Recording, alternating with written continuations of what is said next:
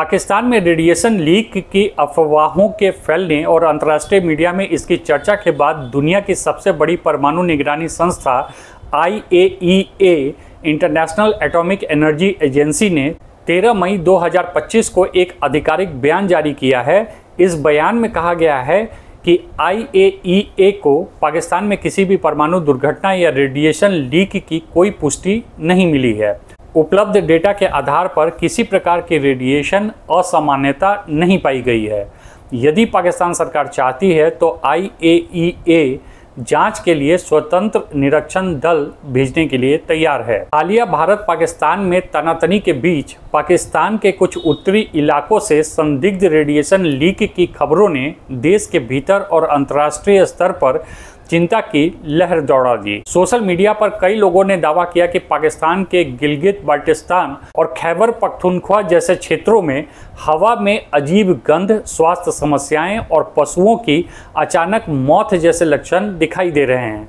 इन घटनाओं को लेकर मीडिया और आम जनता के बीच अटकलें लगाई जा रही हैं कि पाकिस्तान के किसी गुप्त परमाणु ठिकाने या संवेदनशील क्षेत्र में रेडिएशन का रिसाव हुआ है। अजीबोगरीब वीडियो और तस्वीरें वायरल होने लगी। इन वीडियोस में स्थानीय नागरिक यह दावा कर रहे थे कि हवा में बदबू और जलन महसूस हो रही है। लोगों को लगातार उल्टी, सिरदर्द, चक्कर और त्वचा पर चकत्ते हो रहे हैं और पास के जंगलों और गाँव में मवेशियों की अचानक मौतें हो रही हैं। इन खबरों ने इंटरनेट पर बवाल मचा दिया और देखते ही देखते यह मुद्दा अंतर्राष्ट्रीय मीडिया की नज़र में भी आ गया। कुछ मीडिया रिपोर्ट्स ने यह दावा किया है कि इस संभावित रेडिएशन रिसाव के कुछ घंटे पहले भारत की वायुसेना ने पाकिस्तान के कब्जे वाली कश्मीर में एक सीमित स्ट्राइक की थी।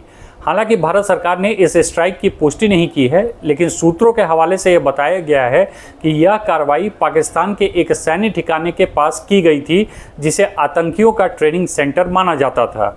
इस कथित स्ट्राइक के बाद रेडिएशन लीक होने की खबर ने यह संदेह पैदा किया कि क्या भारत के हमले के कारण ही कोई संवेदनशील परमाणु केंद्र प्रभावित हुआ है।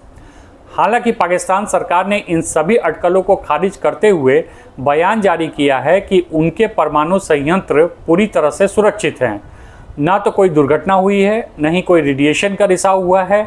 इसके साथ ही पाकिस्तान की नेशनल कमांड अथॉरिटी ने भी सभी परमाणु प्रतिष्ठानों की स्थिति सुरक्षित और नियंत्रित बताई है। पाकिस्तान में रेडिएशन लीक की खबरों को लेकर IAEA ने अपनी प्रतिक्रिया दी है, लेकिन यह केवल उपलब्ध डेटा पर आधारित है। जब तक पाकिस्तान सरकार संस्था को ऑन साइट निरीक्षण की अनुमति नहीं देती है, तब तक सच्चाई का पता लगा पाना पूरी तरह से मुश्किल है।